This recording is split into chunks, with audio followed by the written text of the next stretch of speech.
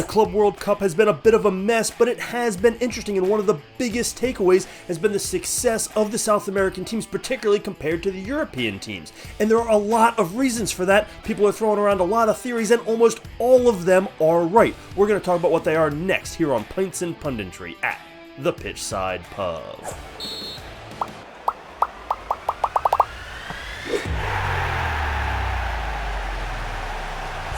So are the South American teams just better than we thought, or do they just want it more than the European teams, or are they just fresher and in better form? Well, yes, and yes. All of these theories that everyone's tossing around, everybody's looking for an explanation as to why the South American teams are doing so well, and I've heard different variants of all three of those arguments, and they're all correct. Not one of those things would be making the difference, but when you combine all three of them together, it's showing the class of the South American club. So we're going to break that down here, but before we do, go ahead and hit that subscribe button for me so you can give the channel a follow. Get down in the comments section. What have you seen from these clubs? What do you think is the main reason? Where's all the success coming from? Get in the comments. Let me know your thoughts. You can also leave some comments on Twitter and Blue Sky at Pitchside Pub, and check out the website pitchsidepub.com. Yes, the South American teams are better than a lot of people thought, with the obvious exception being Boca Juniors, who had a clunker of a draw against semi-pro Auckland City. But why was that perception there? Why do people think there's this massive gap between Europe and the Argentinian and the Brazilian leagues? Well, part of that is because so many of the European leagues go shopping in Argentina and Brazil. And when you see clubs like Real Madrid spend massive amounts of money on, players like Franco Mastantuono from River Plate, then you just assume that they're moving up to a better level of competition. And they are. La Liga is better than the Argentinian league. But how big is that gap? Well, we have metrics that sort of try to grade these things. Opta puts out its club league strength rankings every year, and they just came out a few weeks ago from the previous season, even though the South American leagues use a different calendar, but they still rate these sorts of things, and you can see that the Brazilian Serie A and the Argentinian Premier Division are sort of in the middle of the pack in Europe, right there with the Eredivisie in Portugal and Belgium, which are below the Big Five, but are in that next level. They're above MLS, they're above Liga MX, they're better than those clubs in a strength if you take these ratings for what they're worth. And these sort of rankings all have a sort of grain of salt you have to take with them, but I think it does have some value and shows where those leagues are on the global scale. No, they're not the Premier League, and no, they're not La Liga or Serie A or even the Bundesliga, but they are in that middle of the pack of that second tier of European clubs. So you can put Ajax and Botafogo in a league against each other, and they'd be pretty competitive. And I think that's what we're seeing in this Club World Cup, is that particularly the bigger clubs in Brazil and Argentina can compete on the world stage with some of the biggest clubs in Europe. Typically, and we see this in Europe as well, think about Belgium, think about the Netherlands, we see those leagues. Portugal is another great example. The top clubs in those leagues, the bigger clubs, Ajax and Sporting and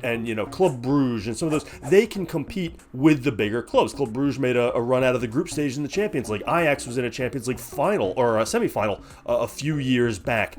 So the bigger clubs can compete on the bigger stages, but they don't have the depth. And it's similar in Argentina and Brazil. Those leagues, the top clubs have some real talent, but the bottom clubs don't have nearly the depth. The league does not have nearly the depth. But it's those top clubs that we're seeing in the Club World Cup, and they have shown that they are ready to fight the PSGs and the Juventuses and the other big name clubs that are in this competition. So there is a gap. Don't get me wrong. It's not like the leagues are synonymous and the Brazilian league is the same as the Premier League, but the gap that is there is not as dramatic as I think a lot of people expected it to be, and it's great to see them show that on the world stage. One of the reasons the South American teams look like they're better and look like that gap is smaller than we thought is because they are in great form. Those clubs are in mid-season form. They did not just play a full season. They didn't have to stop, travel, and then ramp it back up. The South American teams are 10, 11, 12 games into their season. So this is akin to the European teams when they take a break from their domestic leagues and go play Champions League, or they have a midweek game, or they have a domestic cup game. It's a different competition, but you had a competitive game here, you had a competitive game game here coming up after it, and you play a different competitive game in the middle. And yeah, there's travel involved, just like there is in Europe, but it's still, you're in the height of that competition. You are in form. And that's what the Brazilian and the Argentinian teams are doing. They're in the midst of their season because their calendar is different, and then they just came up here and they're still playing. And so that really makes a big difference. It's not just do you want it or anything like that. You are in the middle of your season, as opposed to being 60 games in. You are out of fuel by the end of the season. You are barely getting by. The legs are tired. They're heavy. You've played 50, 60, 70 games in some cases. You take a couple weeks off, and now you got to ramp it back up for a tournament that you don't even really know what you're doing in, because it's never happened before. So being in form is so important. We've seen so many players, we've seen some of the best players in the world take massive dips and are really unproductive because their form has dropped. And it's not just about playing well, it's about having your legs back and being right in the middle of that training routine and that mentality where you've had it turned on, and that has really shown the difference. Which may be why it looks like they want it more. Do they want it more? Well, that is a possibility, but also being in good form, and more importantly, having your legs under you, certainly makes you look like you want it more. Because how do we grade the want it more scale? Well, it's hustling for the loose balls, it's winning the 50-50s, it's going in for the extra challenge, and that's what happens when you've got your legs under you and you're healthy and you're not exhausted and you're not drained from a long season. So it does look like those teams want it more. And I'm not saying the European teams, the PSGs and the Juventuses and the Manchester Cities, their players don't want it, but they don't really know what this tournament's about. Nobody really knows what this tournament's about, so there had to be some sort of incentive, and prestige isn't simply not there. So it has to be financial. Now, there's plenty of financial incentive for the clubs who the clubs who win could make 50, 80, 100, 120 million euros as you go deep in this tournament. But a lot of that is not going to the players, so how are you incentivizing them? Well, a lot of these players have some sort of bonus in their contract for advancing, and if they win, they get maybe $1 million or something like that. Well, that means a lot more to a South American player who's only making $1 million than a European star player who's making 10, 15, 20 million. So there is a financial incentive. There is a carrot out there for these players, but that carrot is going to weigh a lot heavier on the South American clubs, where they simply just don't make as much money as the stars at the European clubs. So do they want it more for that reason? Yeah, possibly. There's also the factor of the fans. The South American turnout has been utterly fantastic for the fans, and I get it. I'm not knocking the European fans who just came off a long season and spent a lot of their hard-earned money traveling all over, particularly if your team was in Europe and made a deep Champions League or Europa League run. You went to these far-off places and you spent a lot of money, and now they want you to come over here to America. I get why you're not here. It's hotter than hell. I don't blame you.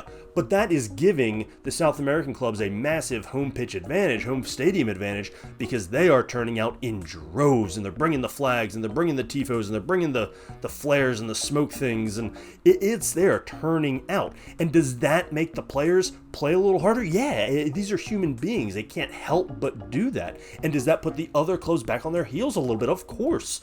Of course that's possible. So, when you talk about the do they want it more factor, I don't know how real that is, but it does manifest itself in a lot of those ways. It ends up looking like that, and the end result ends up being that they do seem to want it more. So that is a factor as well.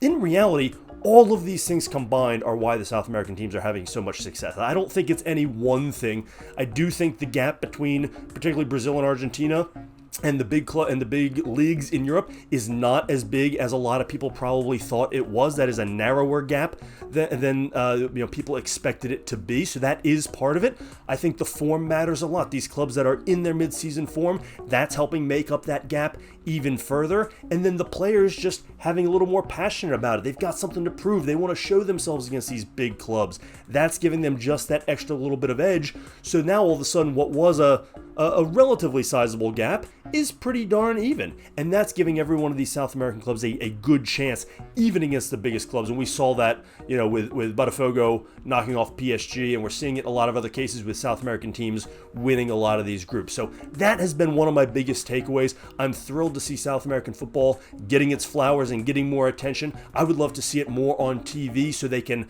pay their players more, so the rest of the world can see these players, and it could continue to rise up. There's no reason Brazil and Argentina's leagues aren't on par, at least with France and Germany, on the world scale, but it's going to take more money, which really comes from TV. It's going to take more attention to bring the entire league up to speed. But they have been a revelation in this tournament and are one of the things that has made it worth watching in a tournament that otherwise has been a little bit disjointed. What do you think? Where do you put the South American success, and what do you think is the big cause of it? Get down in that comment section. Let me know your thoughts. You can also leave some comments on Twitter and Blue Sky at Pitchside Pub. If you haven't already, go ahead and hit that subscribe button for me down below so you can follow the channel and check out the website pitchsidepub.com. Thanks as always for joining us here on Pints and Punditry at the Pitchside Pub.